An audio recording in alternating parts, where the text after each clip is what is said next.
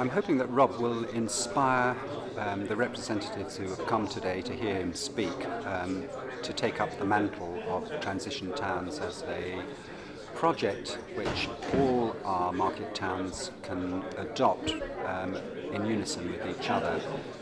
We're moving from a time where our consumption of fossil fuels, be it oil or gas, is the key factor in our economic success, our sense of well-being, our personal prowess, to a time when our dependency on fossil fuels is our degree of vulnerability.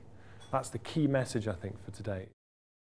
The whole sense of a town being in transition from what it is today to what it could become tomorrow in terms of resilience is the thing that really captured my imagination and made it exciting for me. This idea of resilience is really important. So resilience is the ability of a community or an individual or a settlement or a nation to withstand a shock from the outside. How do we design into our towns and settlements and cities the ability to adapt and change quickly and to become much more responsive to what's happening around them? This is the town of... What we've really developed so far is the transition bit, which is the grassroots model, the bottom-up model.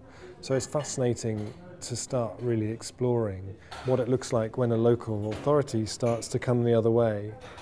And then really you start to move to what actually local democracy was always intended to be about, where the community is driving things, making decisions, having a vision, driving things forward, and the local authority's role is to facilitate and enable that. Actually, there is the potential in this to create something really quite extraordinary. And there is potential within addressing these issues for an economic, social and cultural renaissance, the likes of which we have never seen. There's something about the transition idea which is really sticky, and it sticks itself onto all kinds of different things. And you see that all over the place, you know, just people get it and they go, oh, I see, oh, okay. This is a process which acts as a catalyst. This isn't a process that comes along with all the answers in a little box and opens up the box and just gets them all out. This is a process that you start and you catalyse and you have no idea where it's going to go or what's going to come out of it.